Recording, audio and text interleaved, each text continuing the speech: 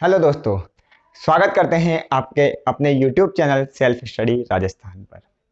बात करें हम जिला दर्शन धौलपुर की।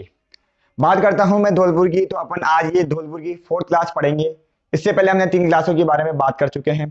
3 क्लासों में, जिसमें पहली क्लास में हमने बात की थी धौलपुर के परिचय की, धौलपुर के उपनाम के बारे में और धौलपुर की मानचित्रिक स्थिति के बारे में। दूसरी क्लास में हमने बात की थी धौलपुर की ऐतिहासिक पृष्ठभूमि के बारे में, और धौलपुर की तीसरी क्लास में हमने बात की थी धौलपुर के प्रजामंडल के बारे में, धौलपुर के विद्रोह के बारे में और धौलपुर के विलय के बारे में। ठीक है, अब हम आज धौलपुर की चौथी क्लास के बारे में बात करते हैं। तो धौलपुर की चौथी क्लास होगी अपनी धौलपुर का भूगोल। अगर मैं बात करूं धौलपुर का भूगोल, तो ये अपन 2 क्लासों में खत्म करेंगे।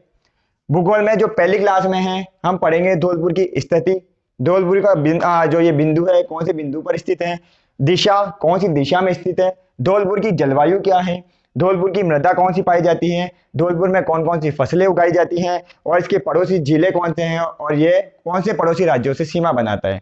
बात करूं मैं अगर धौलपुर की स्थिति के बारे में, तो कल मैंने आपको याद किया, इसमें तीसरी क्लास में मैंने याद करवाया था उत्तरी अक्षांश।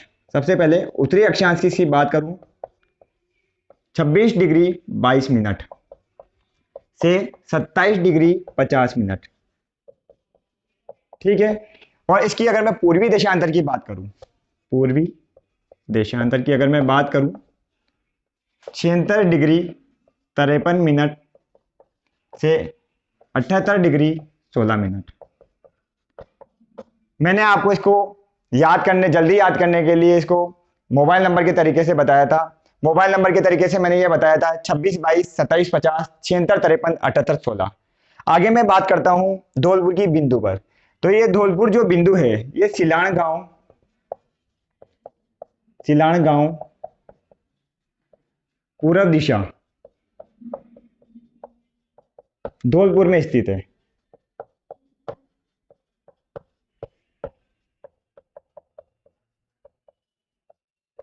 आगे मैं बात करूं धौलपुर की दिशा की, तो सबको पता है आपको कि राजस्थान के पूर्वतम बिंदु पर स्थित है, यानी पूर्व दिशा में स्थित है। पूर्व दिशा में।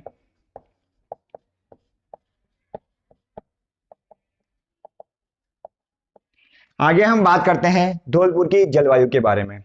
धौलपुर में 2 प्रकार की मतलब जो 2 लोग थे उन्होंने जलवायु के बारे में बताया है। एक तो थे त्रिवात्रा और दूसरे थे कोपेन। अगर हम बात करें त्रिवात्रा के अनुसार,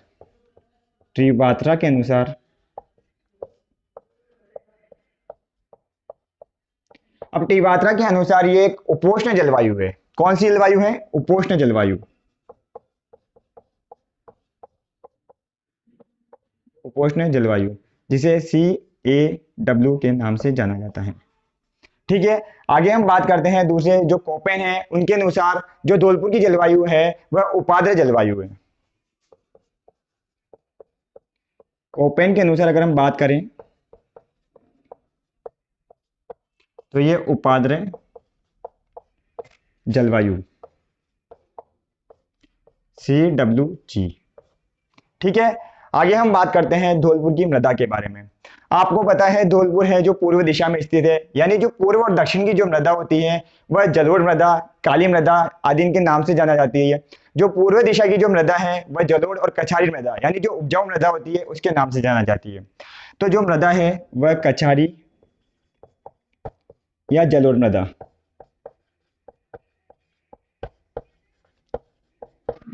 ठीक है, आगे हम बात करते हैं धौलपुर में कौन कौन सी फसलें उगाई जाती है।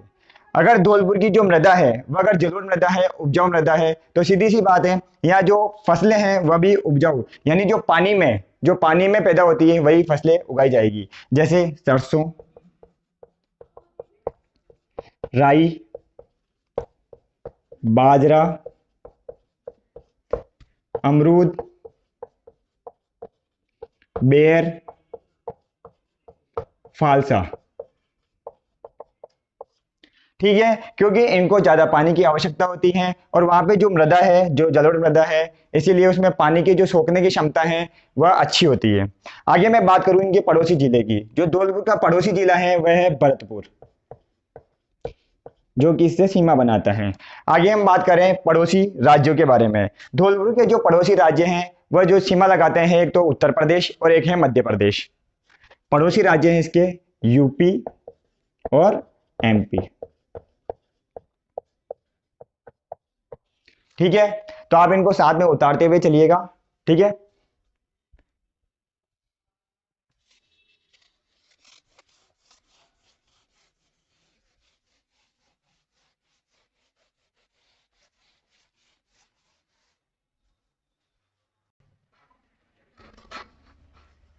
बात करते हैं हम आगे धौलपुर में। धौलपुर की झीलें, धौलपुर की जलप्रपात कौन कौन से हैं, बावड़ियाँ कौन कौन सी है, धौलपुर में कौन कौन सी नदियाँ प्रवाहित होती हैं, और धौलपुर की जो परियोजना है वो कौन कौन सी है। बात करूं मैं धौलपुर की झीलें की, तो धौलपुर में एक झील है जिसे सुरम्य झील के नाम से जाना जाता है, जिसे तालाबे शाही धौलपुर भी कहते हैं। सुरम्य, जिसे क्या कहते हैं, तालाबे शाही, तालाब ए शाही, इसको अंडरलाइन कर लेना। आगे मैं बात करूं जलप्रपात की, तो इसमें दमोह जलप्रपात पाया जाता है, दमोह जलप्रपात। ये जलप्रपात के बारे में, इसके बारे में कहा जाता है कि जो ये इसका पानी इतना स्वच्छ है कि एक दर्पण के समान दिखाई देती है, यानी जो इसकी जल की सतह है, नीचे जमीन की सतह है, वह बिल्कुल साफ दिखाई देती है, दर्पण के समान स्वच्छ।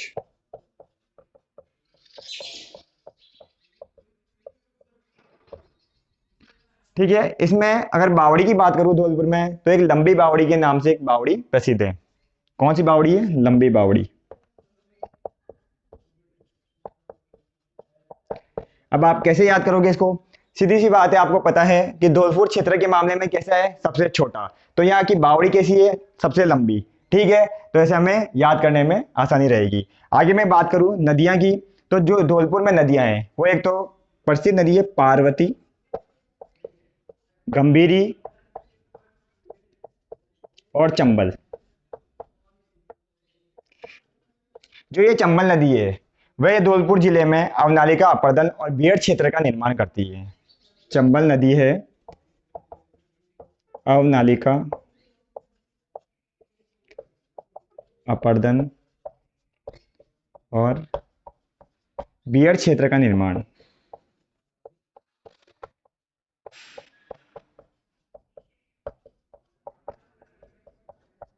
ठीक है, तो आगे हम चलते हैं धौलपुर की परियोजनाओं के बारे में। धौलपुर की परियोजनाओं की बात करूं मैं, तो आपको एक सीधी शॉर्ट ट्रिक के माध्यम से पहले समझाऊंगा, तो एक ट्रिक लिख लीजिए। ट्रिक, अप्पा राम ने धोखा दिया।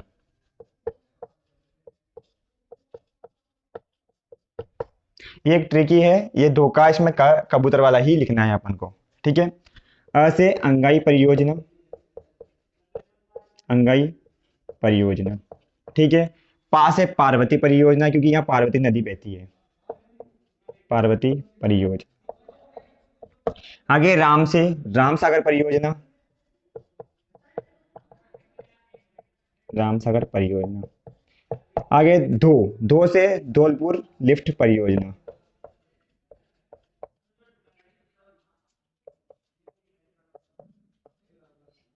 लिफ्ट परियोजना।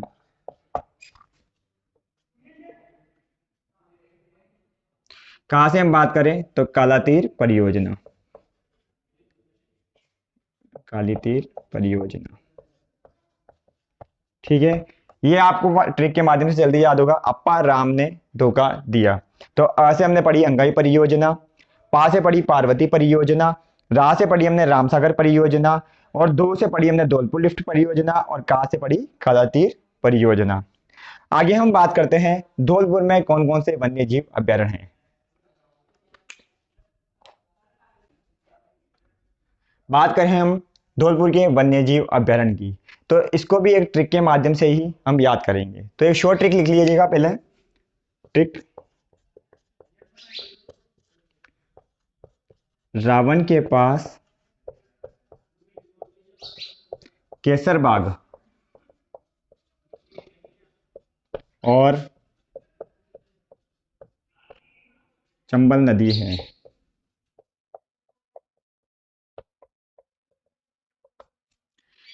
तो ये रावण के पास केसर बाग और चंबल नदी है। बात करें रा से, तो ये राम सागर वन्य जीव अभ्यारण्य।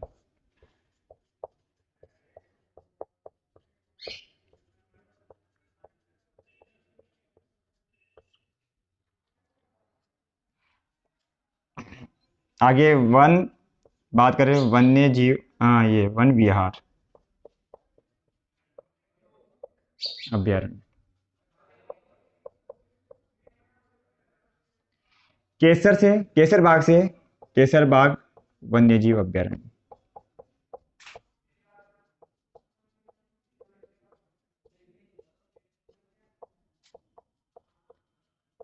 चंबल से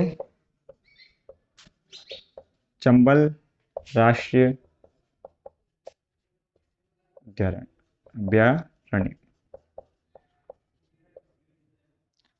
सबसे पहले हम बढ़ते हैं राम सागर वन्य जीव अभ्यारण्य, ठीक है। उसके बाद आता है वन विहार अभ्यारण्य जो कि धौलपुर में स्थित है। तीसरी में हम चर्चा करें तो इसकी केसरबाग वन्य जीव अभ्यारण्य, और चौथा है चंबल नदी यानी चंबल राष्ट्रीय अभ्यारण्य, ठीक है। तो हम आगे बात करते हैं अब इसमें चंबल राष्ट्रीय अभ्यारण्य के बारे में। बात करते हैं हम जो पहला चंबल घड़ियाल राष्ट्रीय अभ्यारण्य के बारे में।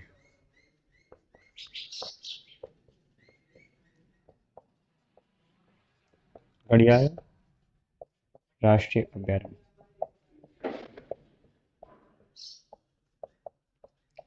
यह धौलपुर का एक प्रसिद्ध अभ्यारण्य है जिसको घड़ियालों के संरक्षण के नाम से जाना जाता है। यानी ये जो चंबल घड़ियाल राष्ट्रीय अभ्यारण्य है ये घड़ियालों के संरक्षण के लिए प्रसिद्ध है।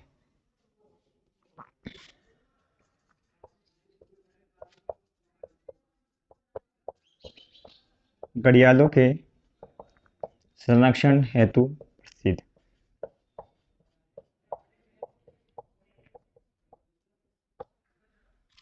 दूसरी इसकी बात करें तो एक अंतरराज्यीय राज्य का जो अंतरराज्यीय एकमात्र जलीय अभ्यारण्य है।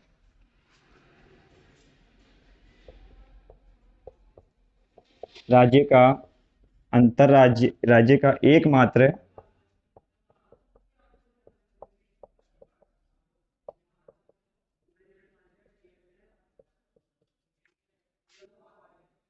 जलीय अभ्यारण्य।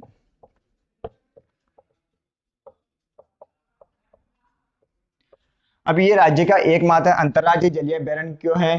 क्योंकि यहाँ पर जो स्तनधारी जीव है, जलीय जीव है, जैसे चप्पल, गांगेय, डॉल्फिन,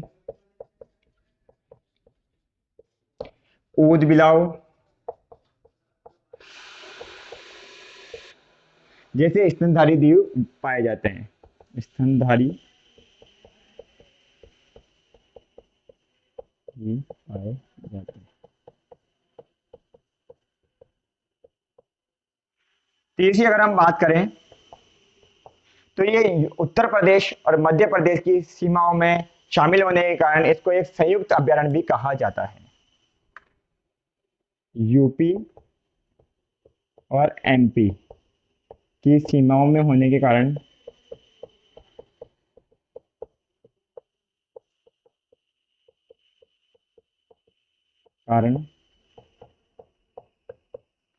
संयुक्त रूप से संचालित।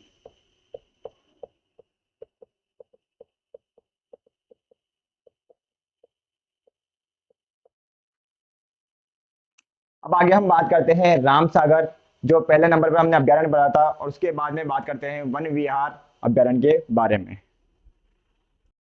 आगे हम बात करते हैं राम सागर वन्य जीव अभ्यारण्य और वन विहार अभ्यारण्य के बारे में। पहले नंबर पे राम सागर वन्य जीव अभ्यारण्य। हम ये दोनों अभ्यारण्य साथ में पढ़ेंगे, तो नीचे लिख लेता हूं मैं, वन विहार अभ्यारण्य।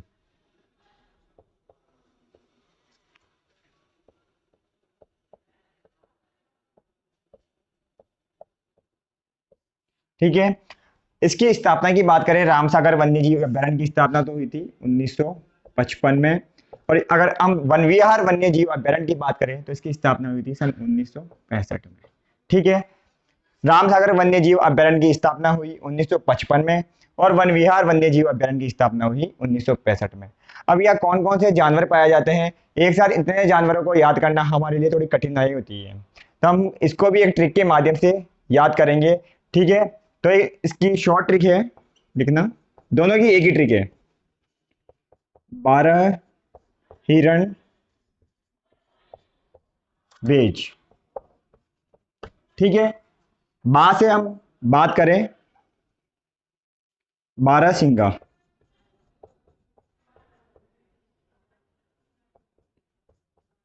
ही से हिरण।